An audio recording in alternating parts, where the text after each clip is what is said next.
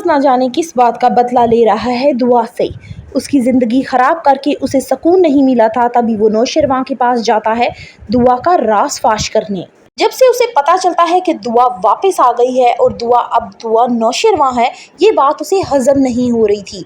वो किसी ना किसी तरह से फिज़ा को टॉर्चर करता, उसे जलील करता, सबके सामने अपनी इनसिक्योरिटी को बयान नहीं कर सकता था कि कैसे उसने दुआ के साथ गलत किया। अगर वो अपना नाम लेता तो शायद बदनाम हो जाता।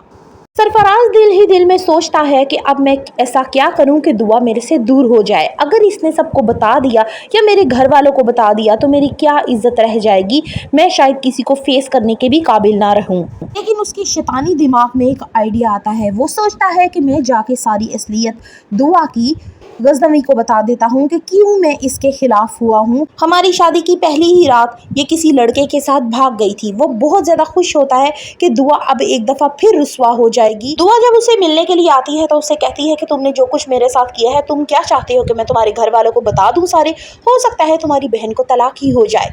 तो सरफराज से कहता है कि तुम ऐसा कुछ भी नहीं करोगी, वरना मैं तुम्हारी बहन का वो हशर करूंगा कि वो देखने लायक होगा। तो दुआ कहती है कि मुझे हैरत होती है कि तुम अब भी ये सब कुछ कह रहे हो।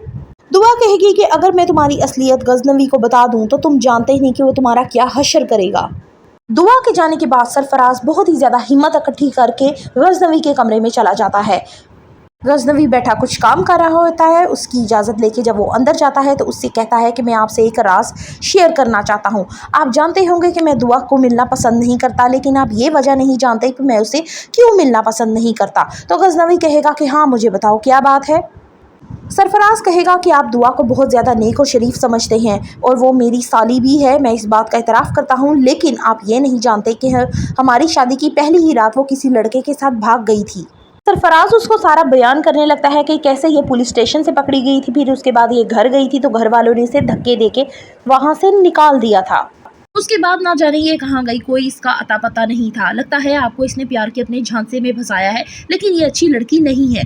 गजनवी दुआ के मुतालिक हर बात को बहुत अच्छे से जानता है। वो सरफराज को एकदम खामोश होने का कहता है और कहता है कि अपनी बकवास बंद करो और यहाँ से उठ के दफ़ा हो जाओ, तुम मुझे जानते नहीं हो, ये ना हो कि मैं तुम्हारा मुंह तोड़ दूँ। नौशरवां के इस अचानक रिएक्शन पे सरफराज बहुत ही ज़्यादा डर जाता है और उसको समझ नहीं आ रही होती कि आखिर नौशरवां क्यों उसकी सच्चाई को कबूल करना नहीं चाहता। नौशरवां की जलील करने पे सरफराज फौरन वहाँ से उठ के भाग जाता है, लेकिन नौशरवां अभी इस सच्चाई से लाइल्म है कि ये सरफराज ही है जिसने दुआ को जुनैरा जैसी औरत के पास जाने पे मजबूर किया। For the further reviews of Jaan Nisar drama kindly subscribe my channel. Video अच्छी लगी हो तो एक लाइक तो बनता है।